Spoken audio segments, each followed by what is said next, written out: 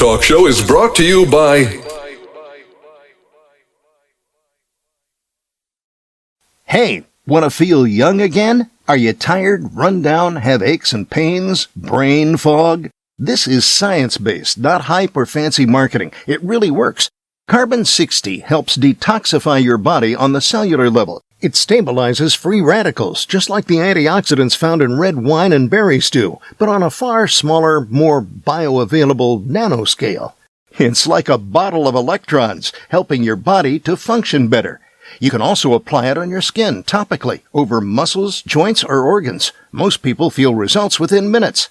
This is not a drug. It's organic carbon. Feel better today. About 95% of our users report more energy and clarity of mind within 10 days. Give us a call at Greska's Carbon 60 at 720-600-6040 or visit our site at c-60.com. Call 720-600-6040 and feel young again.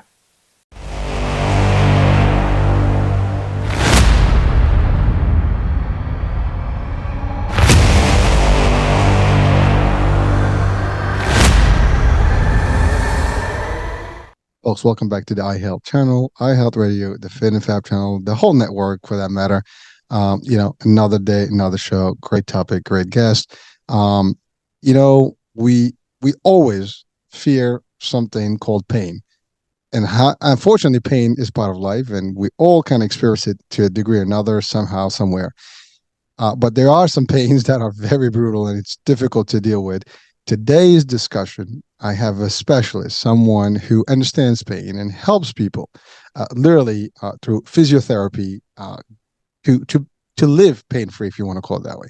And his story started with himself, having to deal with pain and chronic pain for quite a while. So today's show is going to talk about all the different things that we can do to help us. Even just being on the ground, and we're going to talk about grounding up and all that stuff. And then, I'll leave that to our guest today. So without any further ado, I have with me Greg Stern. He is the Chief Food Officer, owner of the From Ground Up Physiotherapy. Greg, welcome to the show, man. Thank you so much for having me. Appreciate it. My pleasure, dude. Again, this is going to be fun because I've always been athletic, and I've had multiple injuries in my life, and especially in the martial arts space, you always get hurt. I mean, I've had sprains, I've had broken bones, so I've seen it all. And, I know friends who've had similar stuff. Even my son had that even recently. He kind of twisted his ankle, and it was bad. So it is, just something that we live with. As I introduced, pain is and it's not bearable sometimes. It is very difficult to cope with. It takes away your mood. It takes away everything. So before we get into all that good stuff, let's just talk about Greg, and his story, because your story, with pain and pain management started a while ago. Let's talk about that. Yeah, absolutely. So, fast forward to today, and I'm the owner of From the Ground Up Physiotherapy, an awesome clinic that helps people get to the root cause of their pain. But many years ago, so I'm 29 years old now, and 10 years ago, I suffered a routine ankle sprain playing flag football. So I hurt my ankle, and playing as a quarterback in this flag football league, I could just toss and throw. Even with the injury, I kept playing because you're 19 and you want to get on with your sport. And, we were in the playoffs, and I wanted to make sure I could keep playing. Now the season ends and my ankle still hurts me 2-3 months later. I'm now seeking out physiotherapy myself because the injury is lingering on, and, naturally I want to get better. And what happened to me was I was being offered solutions that were very zoned in on where the site of pain was. Naturally, my ankle was hurting, and so I was getting lots of hands-on therapy, isolated banded exercises, but that wasn't really working. And so eventually they suggested I get orthotics, into orthopedic shoes, and now we're trailing on 6 months, 12 months, and the pain is continuing to go onwards. And I'm now going to different professionals, seeking out osteo, chiro, physio, different lenses of perspectives. And at the time, my father's an emergency physician, and my mother is a physiotherapist herself. So I've always been in the healthcare industry, and whatever I was being offered from any single different practitioner wasn't really working. And eventually 2.5 years later, after dealing with all this pain, not being able to stand for more than 10 seconds without issues, not being able to do the things I loved anymore, because anytime I would do anything physical, I would pay the consequences for a long time. I eventually got surgery on my ankle. But after I got surgery on my ankle, I had this like big aha moment thinking that that would be the end of my pain. And unfortunately, I was completely wrong, because that was really just the start of my journey. And after the surgery, I started getting hip pain and back pain that wasn't there. At the time, I'm 22 years old and just feeling broken and unbalanced, and just desperate for a solution that would work for me for the long term, as opposed to these Band-Aid type of solutions that I was being offered. And through I knew I needed to take a deep dive to understand what was going on if I was ever going to solve this problem. And I started seeking out different mentors that were like outside the confines of normal education and outside like what you would normally hear as good advice. And that took me into a whole different world, the barefoot world of starting to get your feet. Actually, you have your 2 feet and they are meant to work. They're not pieces of meat that fit inside the shoes that we forget about all day. And that was kind of what I was being told. I need orthotics. I need to be supported all the time. And through finding more and more mentors that taught me, layered by layer about different things, and me chipping away slowly by slowly, I'm now at a point where I could go for a hike for 10 kilometers barefoot. I could slackline between 2 trees. I have no more pain in my feet. My body feels better than it's ever has. And it's just been a long journey of self-exploration, learning from the right mentors, and honestly, a very selfish pursuit. Like all this acquisition of knowledge that I now share with my clients to help them get out of their own pains came from my own journey, because after I had foot pain, I had back pain, I had hip pain, I had to figure out, how do all the pieces fit together? Instead of these isolated approaches, we obviously work our body in unison when we're standing. And so that's what I need to teach people how to do. And that's what I needed to learn myself, was this holistic full body approach that mimics the demands of our life, rather than these very like dinky banded exercises that don't have a carryover into daily life. Oh, that's quite a bit. Wow. Well, so you were playing football. By the way, sports is when you're young, it's just part of life. I mean, especially at 19 is you're at the top. It's just everything is looking great. You want to be impressive. You want to, you feel strong. You feel the greatest, best shape typically, and energy is there. And now you were in football, so that's the other thing. I mean, there's that pride that I am a quarterback. I'm doing this. We're gonna make it happen. And you got injured, and that's a story that we hear all the time. It happens every day to common people, to sports and athletes, experts. It just happens. And when you are at a young age, and at least for our younger folks, and this applies to everybody, but specifically for our younger folks, there's always that feeling that I am invincible, because and it's different level of pain when you're that. You can take some pain differently as you age. It becomes a little bit more difficult. But when you just think that and by the way, the body's resilient, and it can continue, and that's exactly what happened. Like, just nothing. You ignore the pain. It's no big deal. It's gonna heal. But you keep doing everything wrong, and it just aggravates more, and that inflammation that causes the pain is just gonna linger more and more, and then ultimately it's worse. And so the message right now is really, folks, if you're young and athletic, and you get an injury, take care of it. Don't let it linger too much, because you don't know how bad that can be, and it can destroy your a lot of things. Because in your case, as I was reading about your bio stuff, it did kind of hinder a little bit of all some of the pursuits and things like that, because I mean, there are things you can't do anymore if you can't move properly or and be active the way you wanted to, right? It can actually really dismantle some of your own dreams at that age. So what do you say to that, actually, Greg? Well, I guess like the point to make, I guess 2 things. It's like, when it comes down to like acute pain versus chronic pain, like when I was younger, like I was getting broken bones all the time. I would take acute, like sharp broken bones that heal within 6 weeks any day over this lingering type of injury. And what I'll say is that injuries leave a legacy on the body. And what I mean by that is, let's say you hurt for my case, I hurt my left ankle.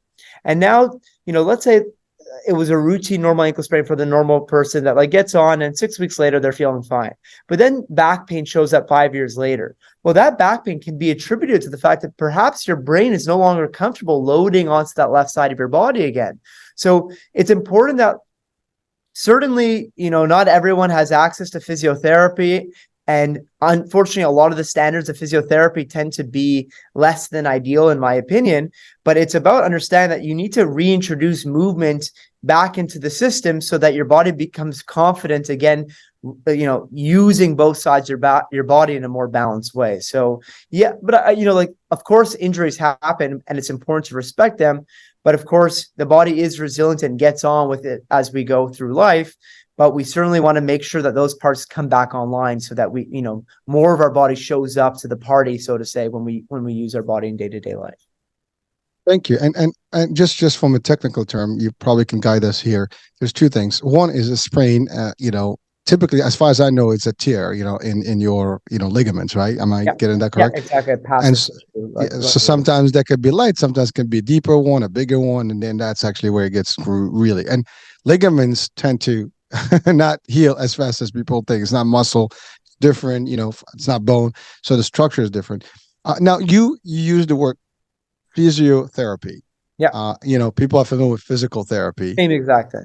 Same exact thing. Okay, good. Yeah. So just to be clear, like just another word. It's not a synonymous word to what we are commonly known. So thank you for that. And so, you said you did all that stuff. You did different therapies, and by the way, your mom is, your father is, in the medical space.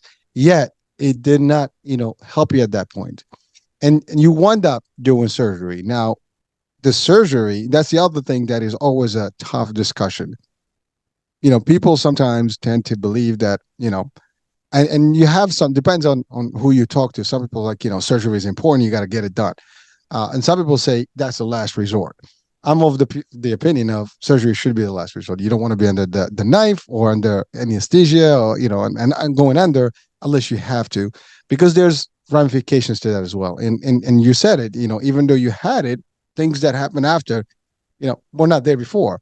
Yeah. For whatever reason. And I love what you said that, the brain is going to compensate. It's going to keep, trying, but eventually, it's going to have to find another way to kind of mitigate that pain level. And and by the way, when you have pain, you might walk crooked, you might do some things, that you're not sure about.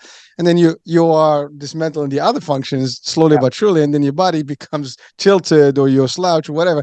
These things are actually, and I've seen those happen, when you have, this happened to me like about a year ago or something. I almost did the same, I had that. And all of a sudden I was like, just limping, right? And to get out of that limp was difficult. Like my system almost kind of synchronized in that step. Like, I'm like, what the hell? I can't walk straight anymore. And literally it was only a week, but it was brutal because like in my mind, I was like, is this going to happen like now going forward? Like I can't walk normal. It was like weird, like that, to see that your body is not responsive, to your regular motion. And I was stuck with that idea, like, oh shit, this is going to be bad. Luckily, it got better. And then, but it took me like at least a week to be able to actually literally walk the way you walk normal. Right. Yeah, because like it was so much pain and you try to avoid that, right? You limp. And then I just like got into the habit of limping without, having the pain anymore. I was like, what the hell? So it's like I did my own physiotherapy, if you want to call it that, to get adjusted. But it is difficult, folks. I mean, we're talking about this, but if you listen and watching, I used to make fun of my mother, believe it or not. When I was a kid, I remember we were on a trip and my mom, tripped and sprained, her ankle. And, it was like we didn't make, I made light of it, it was like nothing, right? And this was, if I tell you the story, you would believe this was like over 40 years ago, right? And over the last 40 years, my mom's always said, like, my foot still hurts. Yeah. And I never, like, no, come on, it cannot be. Until it happened to me, once. Mm-hmm. And then I realized that it is not, like your brain almost like remembers that. And sometimes you do feel that, if it's cold, if you get a wrong angle, that stuff is still there. So it's not like, it's just a complete healing and you will never. The key thing in this case is to restore movement in the area, right? So things will stiffen up and lock as a protective mechanism when the injury happens. But if you never deal with the problem, well, then that ankle just, you get on with life. And so that stiff ankle that your mom developed, unless she kind of dealt with it properly, which often is not the case, then it lingers in the system and it persists, unfortunately, unless you're kind of exposing your body to different angles.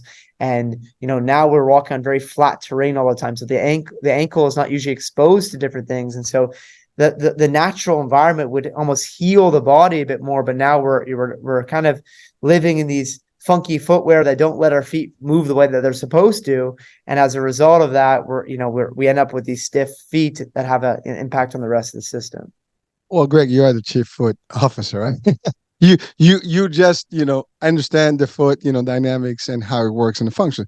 And I want to take some time now to talk about that, because you've mentioned, I even started discussing the idea of ground, and from the companies from ground up, right, from the ground up. And you alluding over and over to the idea that shoes really they're not the natural way. The natural way is barefoot, and people will probably laugh at us right now, like, who the hell walks barefoot today? I mean, unless you're in a third world country, maybe that's the stereotype, right? But really, there's movement about that today. There are people that are even experts that are saying you need to ground yourself, just from the grounding part, just to link up with earth, right, and nature. But you're adding the value of, like, the balance of your body. The core of your body is actually supposed to actually go on natural surfaces and feel those things, as opposed to, like, being an elevated cushy stuff, and to your point, flat surfaces. So let's talk about the dynamics there, and why that's important. Well, I mean, just for the most people out there, we often think a good shoe is one that supports the foot. So we could think about an Asics, a New Balance, a Nike, a Brook, a Hoka, you name your favorite shoe. Most people are like, yeah, I got a good shoe, and they're like proud of themselves, right? When we actually look at a foot, when we think about the natural shape of a foot, and we think about a baby's foot, or we think about an indigenous culture person's foot who's never worn shoes before, we have these nice widespread, robust feet where the tips of the toes are the widest parts. Now, if we look at most shoes today, the widest part, even if you have a double E width shoe, whatever it is at the ball of the foot, and then the shoe tapers in. Now, it's very obvious if we were wearing a high-heeled shoe that's a triangle, we would understand that that's not the shape of the foot. But to a lesser extent, every one of the shoe companies I just mentioned, their toe box is too tapered in. So now my widespread foot gets pushed in, and now my toes can no longer spread. That's like taking a tripod camera, like a tripod that holds a camera, and bringing in the legs a bit. So bunions, Morden's neuroma, just strong feet in general, or weak feet in general, are a result of our toes being squished together. So that's one huge element of footwear, is that they're just too tapered in. The next element is that they don't really bend or flex. But you've been told, okay, arch support is good. I need rigid motion control, stability, all these fancy words that we're told. But if we think about a cast for a second, if I broke my arm and I'm in a cast for 6 weeks, what would happen to my arm? Would it become stronger or weaker? As far as I know, I was told it gets stronger.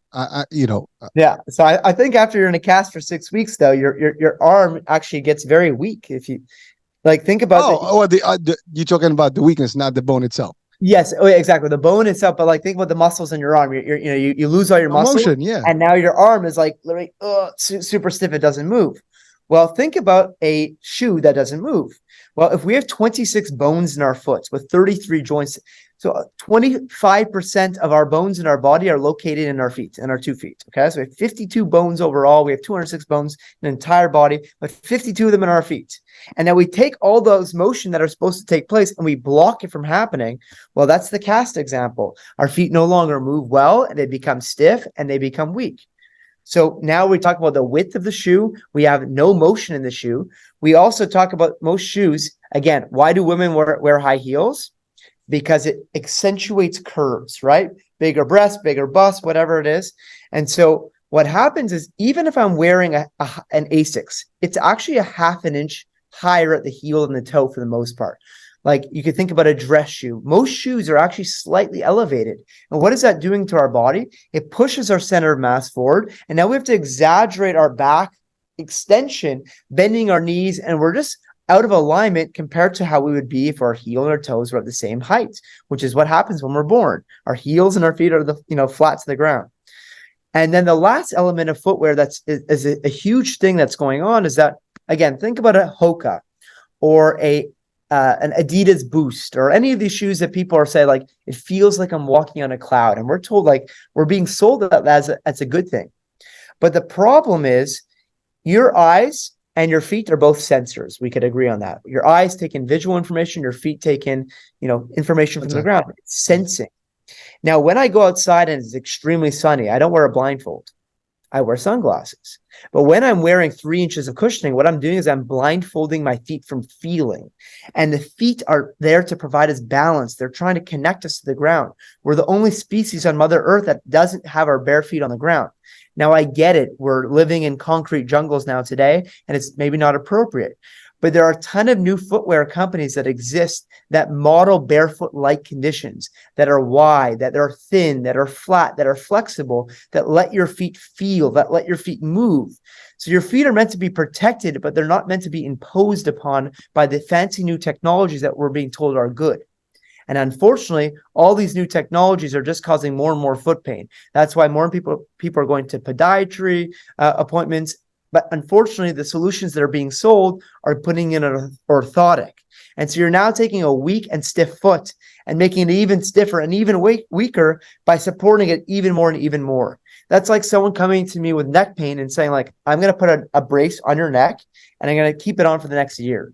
You're like, that sounds strange. Or shouldn't I, like, teach my neck how to move, how to get stronger?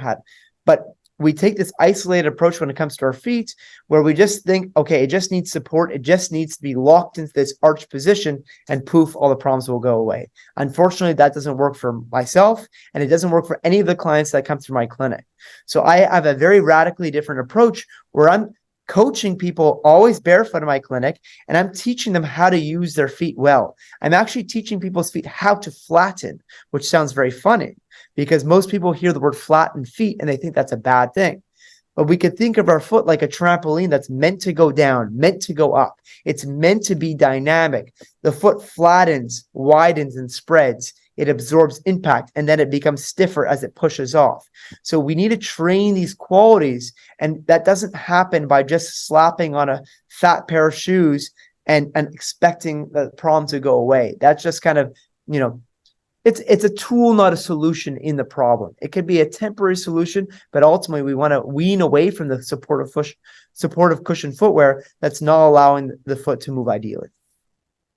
Ooh, that's quite a bit. But so that actually opens up a can of worms to a degree for a few things. One, I can tell you this: if you were barefoot in general, the odds of you turning your ankle the wrong way or twisting your ankle are probably slim to none. As opposed to if you're a higher, platform, you easily can twist them, and that's exactly what happens. You have a pair of shoes, you step on the wrong thing, boom, because if it's flat, there's nowhere to go. It's kind of like it's there. And our feet are very adaptive as well because we have so many joints. The idea is that our feet evolved through uneven terrain. So when I go hiking barefoot, people look at me like I'm crazy. Like, aren't you worried that you're going to sprain your ankle? It's like, well, you have your big clunking hiking boot, and if you hit one bad rock, your whole foot moves one way. Whereas my foot will kind of already, it's going to react faster because, like, there's no dampening of signal between me and the ground. And then I also have all my bones that can accommodate to the ground. But that's a big thing. I mean, I love the concept, like you hiking. I can just imagine you walking and people looking at, what's wrong with this dude? I mean, especially in the woods. I mean, there's kind of people. There's rocky. There's this there. And believe it or not, you're right. I mean, you would eventually, can adapt to it very easily. But again, people remember we live in a different century today. It's like for since you are born, you actually are taught that you need to have shoes. And then even when you have elderly issues with your feet, like at the elder level, you have these ortho shoes, right? The special shoes, they're the podiatrist prescribed. But first of all, they're not really appealing. That's one. but whether they work or not, I guess from a medicinal piece, I don't know, maybe. No, but the way you presented it, they shouldn't be that way. I mean, people still should basically imagine you stood on a pillow. What would happen to you? You'd feel wobbly, right? Like when people do balance training on uneven surfaces. So basically they're walking on a wobbly surface all the time. So you would want to connect someone to the ground. And one of the biggest things is that the older we get, we're just accumulating more and more time in the cushion. And so our feet literally become dead. Like the nerve endings is like use it or lose it principle. So anyone that comes to my clinic, like they lay it on their back, and I'll just take a little plastic rubber thing, and I'll just scrape the bottom of their foot. And I see, does their foot react? Is it numb? Is it like retract from my scrape? And for most people, their foot freaks out when I do it because they're so not used to having the bottom sensors. So they're extremely sensitized. And part of what I do is I use like spiky balls or acupressure mats, and I get people walking and I wake up their nerve endings. And I've helped people with many years of numbness in their feet get out of those issues within a few weeks just by starting to resensitize their feet to vitamin T. That's vitamin texture. I love it. Well, we're talking in general and mostly about like, the sneakers type of concept shoes or dress shoes, but you did allude to the women's, structure. I mean, this affects men and women. And you're right. I mean, I to be honest with you, I have no idea how women walk on high heels. I mean, how they do it. And you're right. Even dress shoes. They definitely suffer while they're doing it. Well, listen, my wife and I have this, even the fanciest shoes, they're pointier and the most uncomfortable ones, and it doesn't matter. And then even for men's shoes, I mean, you get the wingtips or whatever. Sure. Your toes are like literally like on top of each other. It's kind of like weird how you do feel that pain if you wear it for the whole day at work. I mean, you come home, I mean, your feet are hurting. It's not fun at all. And to your point, this is not even talking about the senses, that the foot can actually really feel the ground. So thank you for clarifying that, because, and by the way, we have been literally connected to shoes for years now, and it's fashion. I mean, people jockey like which type of shoes you buying, like, this one is this, and we have all these new fancy shoes that are like costing a lot of money because of marketing and things like that. People are like, I want those shoes, but no one is looking like, are they really comfortable? And they're buying them just because it's the style. Well, they are. The thing is, comfort kills in the sense that they sometimes they are comfortable when you first put them on. You feel that the cushy, the support, but you don't realize over time that your toes are squished. They don't move very well, and so we become very reliant on these shoes over time. So sometimes when I get people to transition to the shoes that I'm recommending, it's a bit of a transition period to understand that, like, imagine just you sat on a couch your whole life. Well, literally standing against gravity would be tough. And so people's feet kind of need this transition period to just slowly feel better. But immediately when your toes are spread out, you're like, oh, immediately I'll get someone to put one of their shoes on and one of my shoes on. And they're like, oh, I get it now. Like immediately. You feel like the Tivas or like some of those, the ones with the fingers. There's a company out of the US called Zero Shoes. There's Ultra, ALTRA. There's Vivo Barefoot. There's Groundies. There's Viva. That's what it was. Two companies, but not available in a Foot Locker or a Sports Expert or whatever shoe store you go to. And that's the problem, is that so it's not in front of us, and so we don't see it. It's because they're kind of on the fringe and they're nouveau. But it's as simple as this. If your hand was in a mitten all day, so I don't know, you're in Jersey, so it's cold enough that you might need mittens. So we'll define gloves is where your fingers can actually move, and mittens where your four fingers are together. So we all can understand that if I kept my four fingers together all day for 8 hours, well, I would no longer be able to type and text and use my hands. Well, that's exactly what's happening to our feet. Our feet are, gloves look like hands, and shoes look like craziness. So it's your feet should be inside the shape of a shoe that looks like a foot. It's as simple as that. Greg, I'm sorry, but I had this flashback from Die Hard, the movie, the first one, when he was in the airplane and the guy says, you got to make fist with your feet. And he kind of did that. He's like, fist with my feet. That feels good. That image just came back to my. I mean, I watched that movie like hundreds. I don't know how many times. I lost count. But that particular scene was funny, and you don't realize. And actually, I tested that, and it does work. Whatever those fists with your feet, with your toes, it does work, man. It feels good. So you're talking about some of the basic elements, but yet, because of fashion, because of, to your point, marketing, because of some things are pushed versus some others, and maybe these other brands that are supposed to be more like, relevant for us, they're not really doing the same way of promoting, their products. But again, this is the first time, we have, like, in at least in my network, we have in this discussion, and I can imagine that not everybody has access to this discussion about like how is important to have your feet. But the analogy you're given with the fingers and the mittens and the gloves, it simply makes sense. I mean, you Yeah, don't have to exactly. be. It's you don't have to be a rocket scientist to understand that like a cast is not good, right?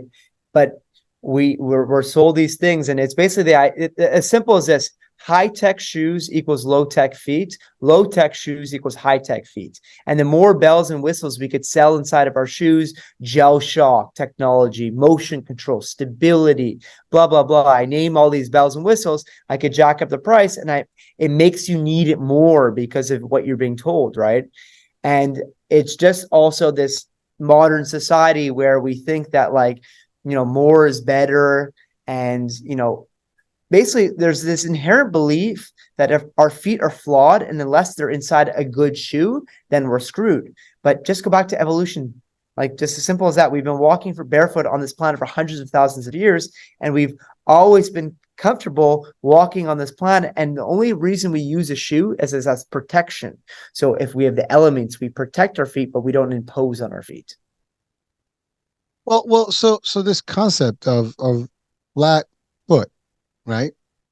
That sometimes, like, oh, a lot of kids have flat foot. They have to go to doctor, they get these arch thingies that they have to put in, and they get like some special fit in, to do it. Is that even a thing? I mean, medically, or really that just another piece that actually promotes these kind of shoes and things like that in industry? They're jumping too fast to give children arch support. They just need to be in shoes that are thin and wide and flexible so that their feet can develop. Like the arch only develops like within, I honestly don't know. I think 6 years old, but like the reality is we just need to be load bearing, playing on our feet, playing barefoot to allow things to happen. But like a couple of my cousins now have kids, and I see what they're already putting on their children's feet. They don't move. And they're like these tiny little cute shoes, but they don't move very well. And that's a huge problem. And you see the videos of dogs walking with the slippers, like they move weirdly. And it's the same thing. We don't want to put children inside shoes, let their feet develop. And like, there would not be issues if like we just allow the feet to always do their things throughout the entire life. And so when you mention this idea of like developing countries, third world countries, like they have it right. Like, villagers playing around in rural settings and like playing barefoot, they could walk on the stones, on the rocks, versus, you go to the beach. For most people, they walk on one stone, like, ooh, ooh, ooh, we're freaking out from our inability because our feet become so sensitive. And it's like, imagine you're living in the dark for like your whole life, and then you go out, it's sunny, your eyes are going to freak out. It's kind of what's happening at our feet.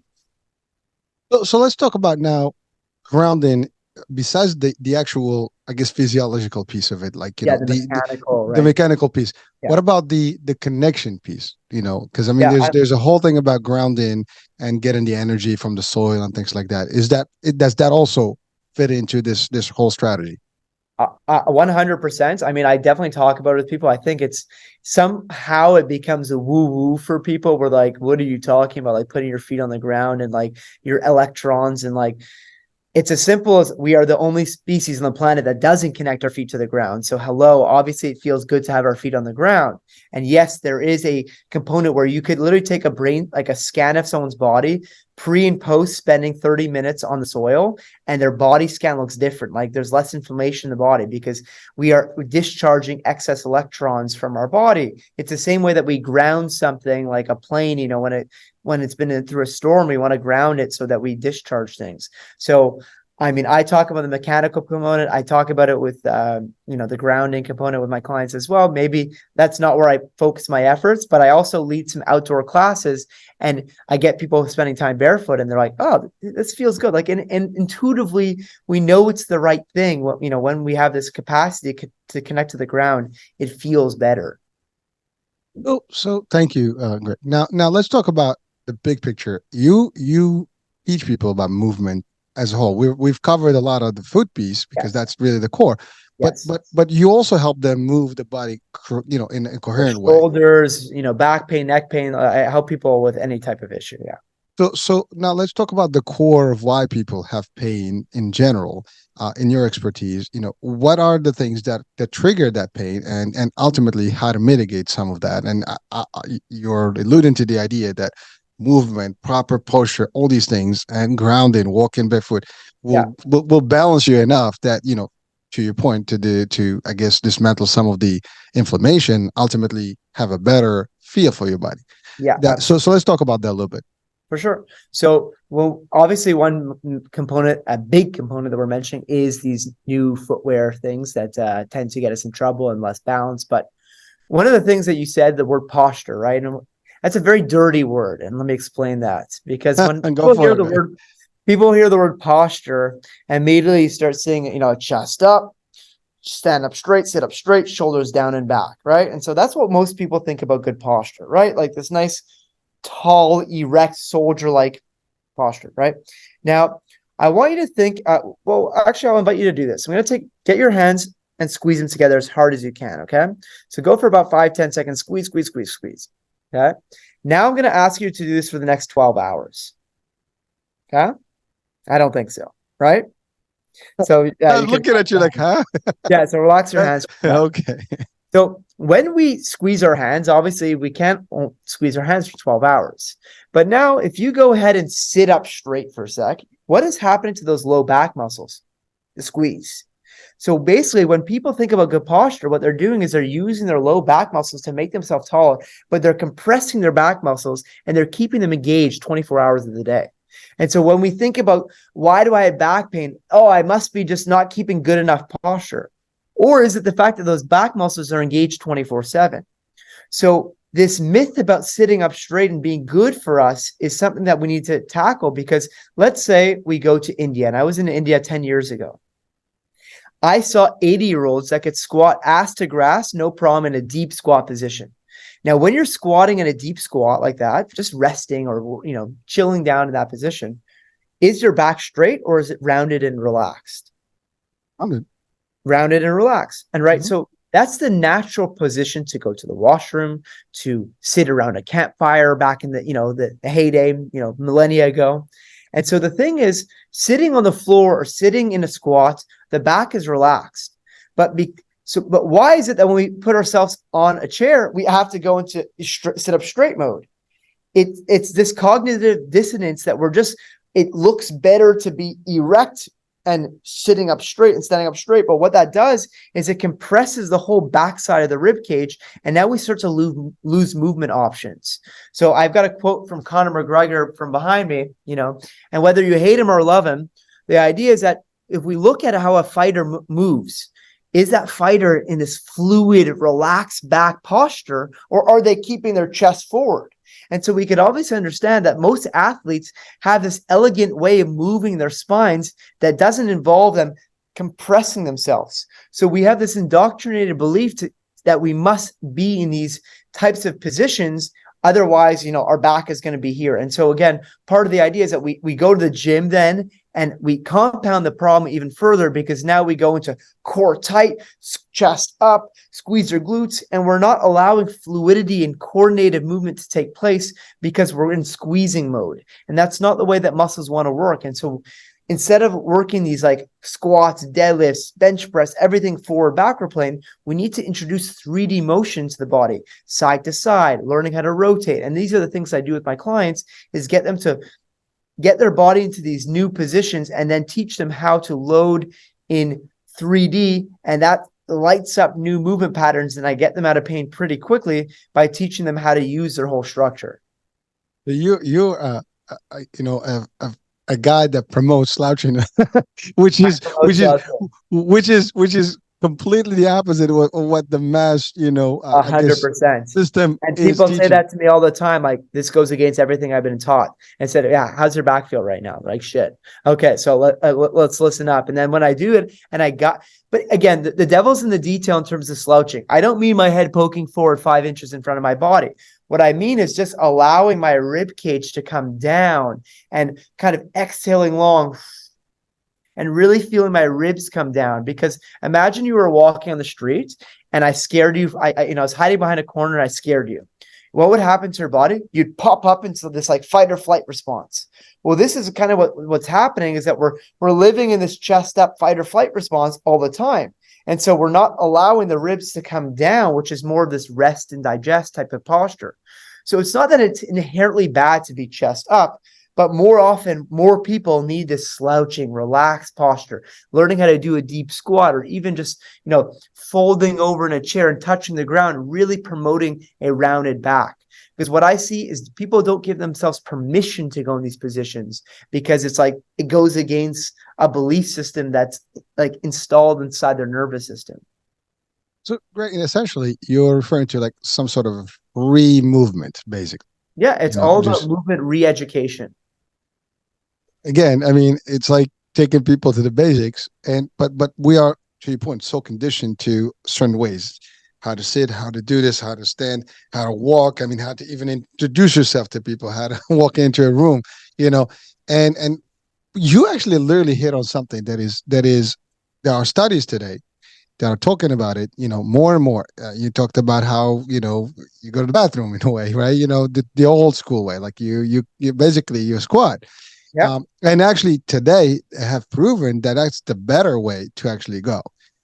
Your system is designed to be that way. Everything is going to move better that way, as opposed to sitting on an actual seat. Well, this is why squatty, there's like a simple little device on Amazon you could get, a squatty potty, which is basically just to elevate your knees above your hips. Because literally, yes, I've seen that. If your knees and your hips are at the same height, like while you're going to the washroom, basically the tube is being squeezed and not the right way. And when your knees go above, now the tube is less compressed. Okay. It's like trying to get water through a hose that has a kink in it. And so like literally just raising your knees above is just like, something that we're not used to, because when we sit in chairs like we're doing right now, our knees and our hips are the same height.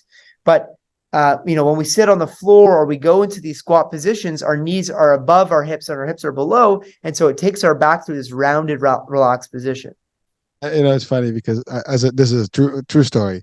I travel a lot, and if you travel a lot, you've seen the old bathrooms, the hole in the ground, right? Yeah, of course. And I've seen people they're like, oh my God, there's a hole in the ground. How do I do this?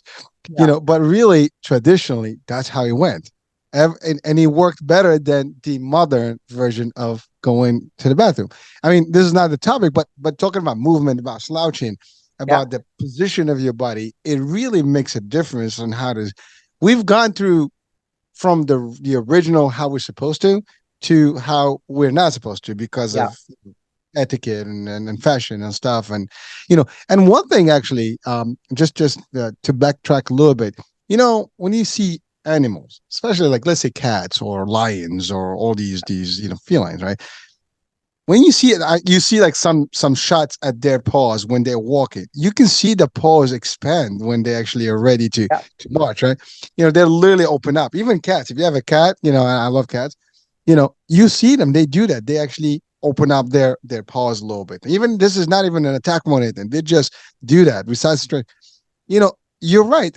We're not any different. We're supposed to do that same movement to actually kind of extend and expand. But we don't think about that, because you're right. Since your condition, even sports wise, right? And so I'm a martial arts student, and I started in traditional martial arts. I have yet to see a dojo where you walk with shoes. Yeah, exactly. You train with no shoes. We train barefoot. I remember when I was 18, we had our black belt training, and we were in a camp in the woods, literally. And we were to run miles, and we were running barefoot. Yeah. There was no shoes, nothing. I remember it was a 3-day camp. It was all day, all night training. I mean, literally sleep a couple hours and you train.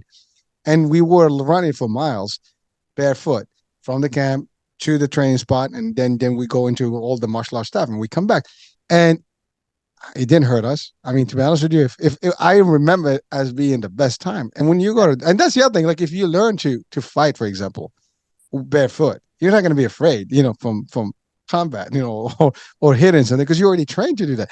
But if you never do that, you're always in shoes.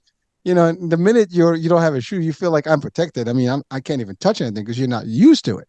Yeah. The ground's gonna tickle you. Well, to But your point though about this feline thing, I want to talk about like animals for a sec. Because when you see a dog walk, what you'll see is this nice rib cage movement, this sexy spine that moves like an S, right? You could see like really nice movement take place. Now, when we do go to the gym, coming back to that idea, is that we're often told about this idea of neutral spine and not to let our body move. So, for example, someone who's doing bicep curls are taught to like keep everything tight and then just isolate that arm and just squeeze. But there's another way where you actually do a bicep curl and you allow your body to side bend one way and then side bend the other way, or overhead pressing.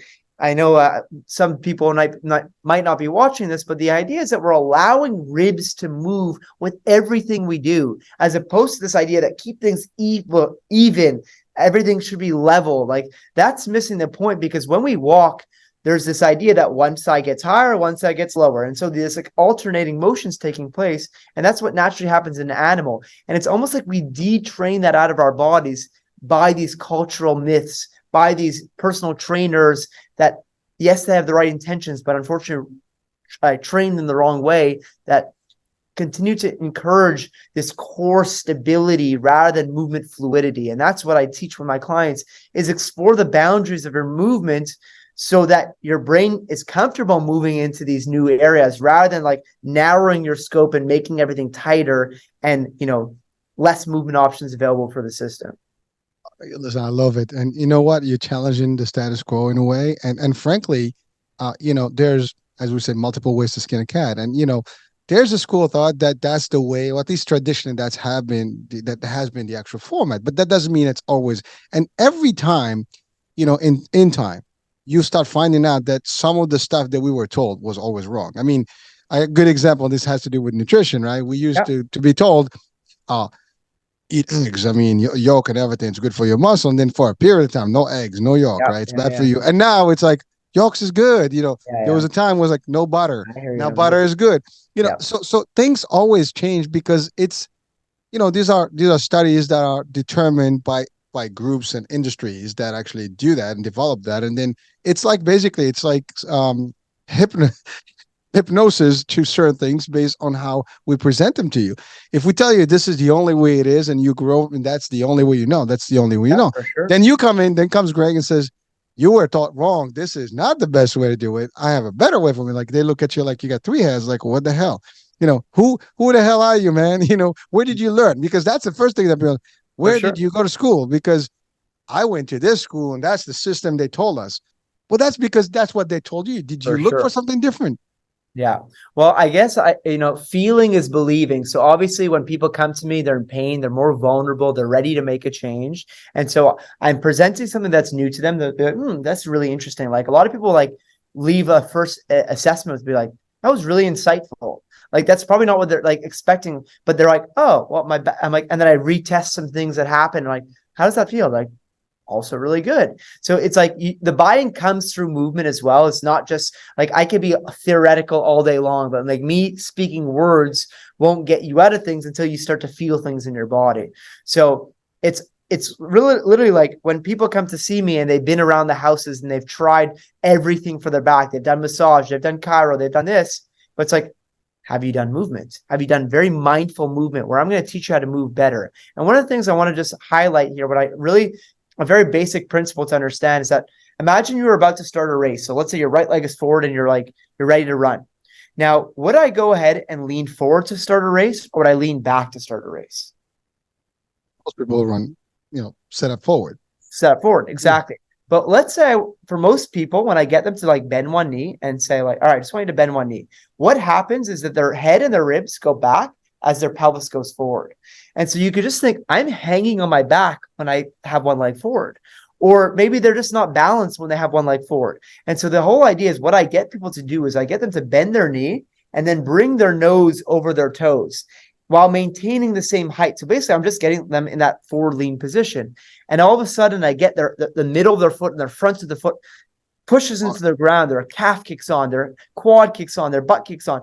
Everything works. And then I start to teach them movement. So I know a lot of this sounds like, what is he saying? But it comes down to this theory of, can I get people comfortable stacking their body on top of a foot and then learning how to squat or how to hinge? So like a deadlift pattern or moving side to side or rotating. And so that's what I do to people is I stack them, getting things on as a unit, and then the body works very well. And again, it's all about buy-in comes from obviously results.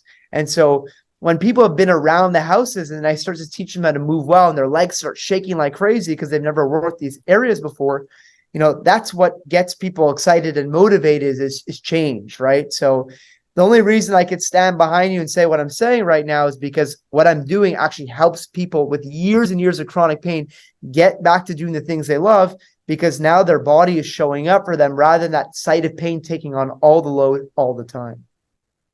Thank you, Greg. And by the way, I trust that you know what you're doing, because to be honest with you, I am of the opinion that some traditional stuff, some different stuff is always available, and there's not always one way. It's not linear. We have to look at different angles and different opportunities. Sure. And you're right. You've actually suffered, and this stuff works because you've tested it, and you were pain-free yourself. Because of how you were able to manage that, and you're taking that on the road with someone. And that's the other thing. If someone says, "Well, what do you know?" Well, you've had a severe, experience yourself, so you know what pain looks like. Now, again, talking about pain, you help them manage the pain through the movement and through the body, positioning and all the stuff, the foot, the grounding up. Now, do you also maybe, because a lot of times, there's a link with nutrition, for example, the things that we put in our body do give inflammation and things like that. So is there anything that you use to maybe guide them through a nutrition process? Yeah, I mean, there's this idea that I for sure, it certainly depends on the individual. I'm not talking about nutrition with every single client in front of me, but I certainly do comment on some different things. Of course, one of the biggest things that gets people into trouble now today is seed oil. So, canola oil, sunflower oil. So those are very pro-inflammatory oils that have a high omega-6 to omega-3 fat ratio. Essentially, they're pro-inflammatory.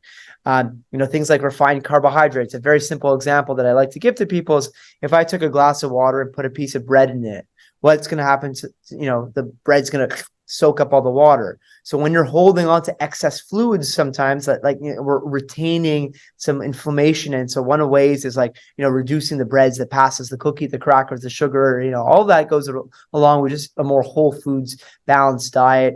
Of course, there's certain supplements that I think are helpful for people, like collagen is something good that we don't get enough in our diet.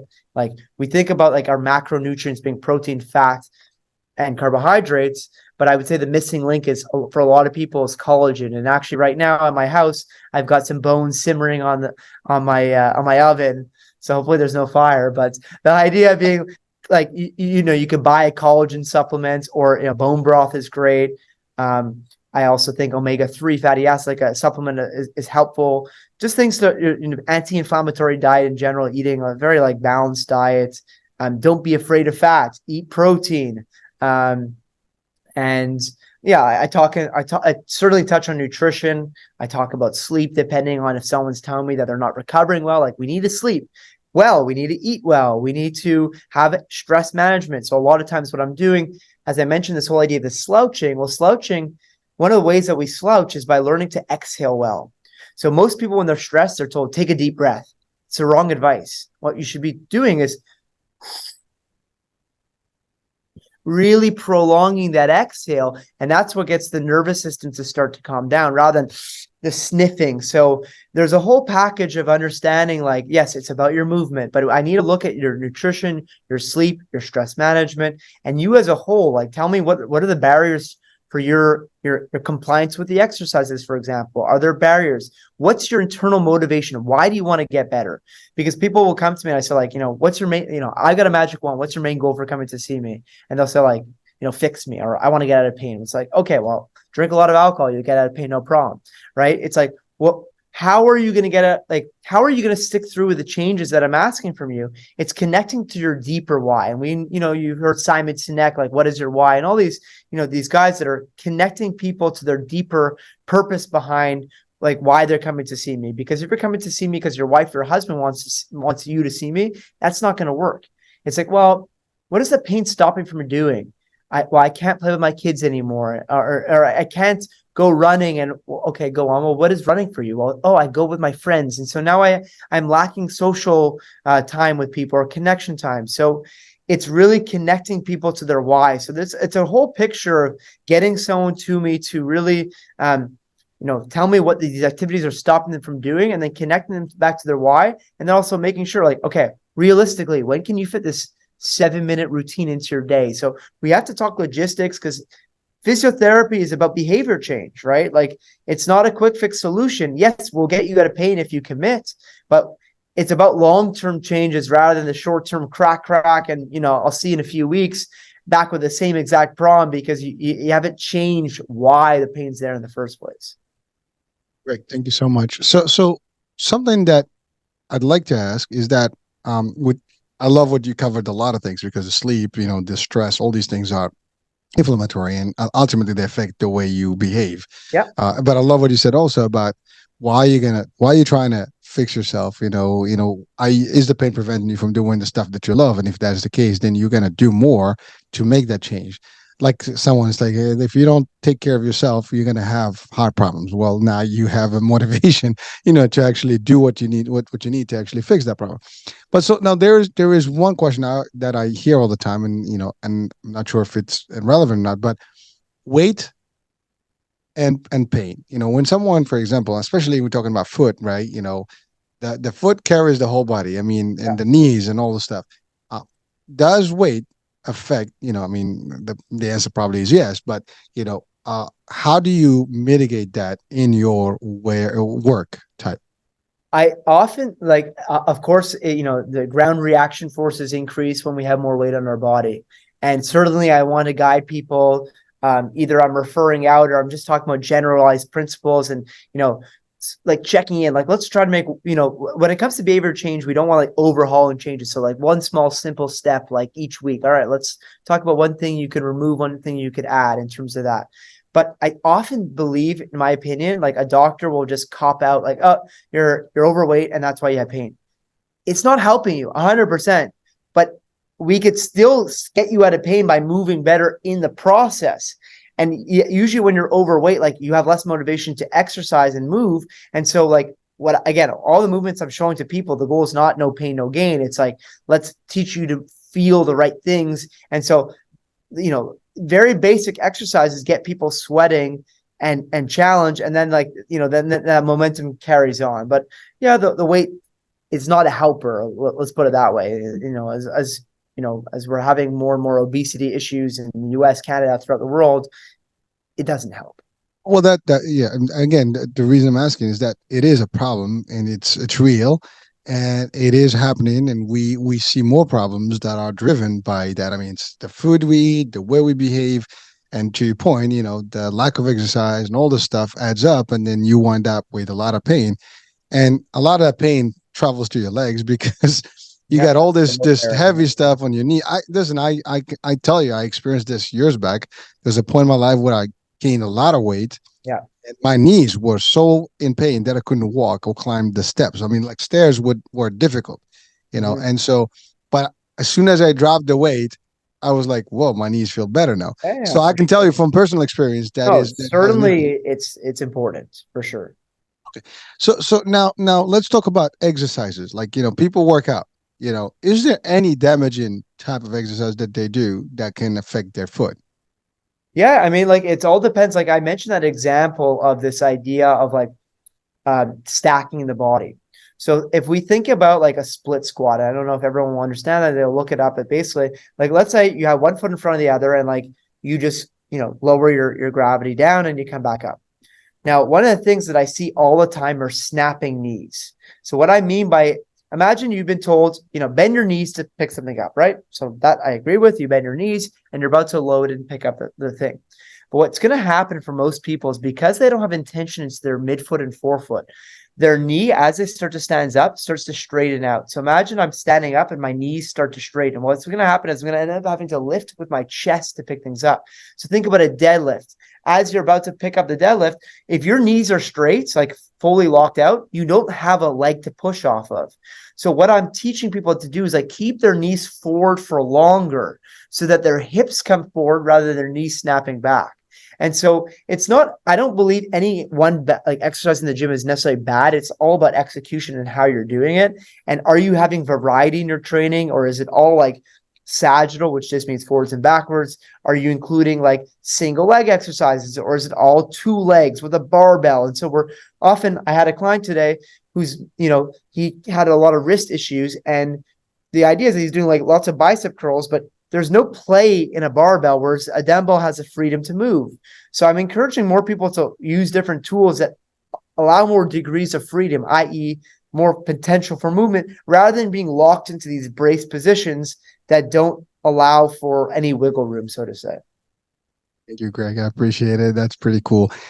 So now for our audiences, listen to this show. I mean, it's pretty exciting.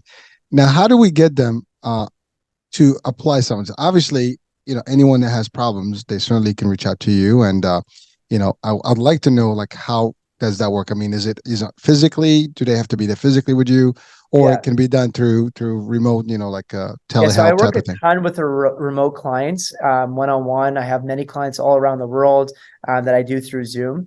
But what I've done, because what I honestly sick and tired of hearing is the frustrated idea that most people come to me and they're like, I've tried everything.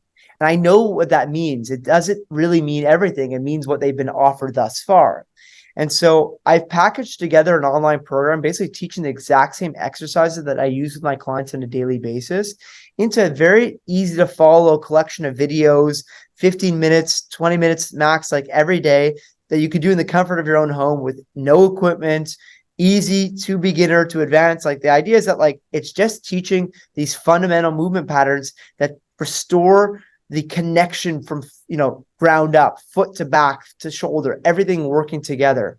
So I would really encourage people to check it out. I have it's the exact same things that I'm teaching my clients one-on-one. It's a very affordable thing that people could do in order to restore back their movement freedom and get back to doing the things they love. So that's been my project that I've been working on, because I'm thinking like, how do I get the word out more? And of course, I could do group classes, but I want to have a better standard for the industry, because I honestly think that what's being offered, unfortunately, doesn't cut it in terms of what is best. And I had to go through that firsthand of learning all these things. So I know that these exercises work because I use them on myself and I use them on my clients, and I get people out of years and years of chronic pain back to doing the things they want to do within, a few short weeks or months. That was going to be my question. Like, what is the standard time frame to start seeing some results if someone joins the program? It could be like immediate, like one little bridge exercise, like think about a glute bridge, right? Most people know what a glute bridge is. They lie on their back, their leg is in front, they lift up. Now, what I do instead of doing the standard glute bridge is I'll put their feet a little bit further and I'll actually lift their heels off the floor like a millimeter. And then I say lift up a millimeter. So instead of using your back, like we talked about, sit up straight, stand up straight, where this idea of I'm just going and squeezing my glutes, I get them feeling an exercise. Well, holy shit, my hamstrings and my calves are working like crazy. And all of a sudden, their legs start vibrating. And like that's a nervous system change that happens instantaneously. Now, of course, all you need to do is reps. Like, and teaching what I do, I show what them. So like people feel better within a week or two of me seeing them. Obviously, it's slightly different with me seeing them one-on-one, and it's a bit more of a tailored solution. But more and more of the program is now having like check-ins where people could, send over videos. And so the idea is that like most of my clients that I see are better within, 4 to 6 weeks, but they're already seeing pain relief within the first few weeks. My goal, as I always tell people, is it's not just about getting out of pain, but building resilience and capacity. So I get people like who've had knee pain, learning how to leap and hop and challenge their body so that like day-to-day life becomes easy in comparison to the things that I'm showing them. Thank you. So now if someone just in general listening right now, they want to sample walking, what would you tell them to do? Where they should just to sample like barefoot walking? For sure. I would just say like kick off your shoes and go to grass, go to a park, and be mindful. Like again, a lot of people live on their toes or their heels, but just feel your whole foot against the ground. Go walk on some soil. Go walk on some little pebbles. Like, go experiment and be mindful of how you're walking. Oftentimes, because we have a shoe, we kind of thump on the ground, boom, boom, boom. We're hitting the ground hard, whereas walking barefoot is a much more mindful experience. So it's as simple as kicking off your shoes and going to a park. All right. Well, and then escalated to doing serious hiking. Well, then it's right? like, then ideally getting into these more natural footwear. So, there's, if you type in natural footwear, one easy company that I do recommend to people is, like, we talked about this idea of thin shoes are like more minimalist in nature. That's not for everyone right away. So like this company called Ultra, ALTRA, they're actually out of Utah, I believe, in the US, that have the wide shoe, the flat shoe, the flexible shoe, but they still have cushioning. And so it's a transition towards this more minimalist brand. Got it. Well, thank you. Now, your website is let me see if I have it here. Rebuild that ground. Ground up physio. Okay, good. But yeah, then there's a couple other things after, so you might want to link it in the show notes or whatever. Yeah. So I'm going to put it up, in the description here. So but if anyone has questions, they could certainly reach out to me, Ground Up Physio on Instagram or Facebook. You could go on my YouTube channel. I have tons of exercises there. So it's Ground Up Physio, PHYSIO. All right. Yeah, the US folks out there. Yeah, that sounds great. Well, listen, I mean, we've just hit the hour mark here, and we've covered a lot of things, and frankly, it is a hot topic because we stand on our feet, we work on our feet for the most part. I mean, a lot of people now sit, but you still got to carry yourself to get to that. Got to give love to the feet. Exactly. So your legs, I mean, start with your foot in the bottom, and you have to really have a healthier, step and, opportunity. It's like that's your foundation. Really. Yeah. I mean, when you think about it, right? And most people may not even consider that as a thing, but after today's show, I think a lot of people that can listen to this, like, wow, I never thought about this. And, you'll be surprised what this can mean to you if you make some adjustments. I can tell you this personally, I do actually walk barefoot. As much as I can, around the house, there is no shoes, anywhere in the house, front, backyard, I walk, barefoot. But obviously I don't go to work barefoot, but even sometimes when I drive, I have, slip-ons, and basically I just drive with my feet, and people may like, what the hell is wrong with you? Believe me, it feels different, and I enjoy it. And I'm not an extreme, when it comes to that, but I try to balance things and experience things myself. And it does work, man.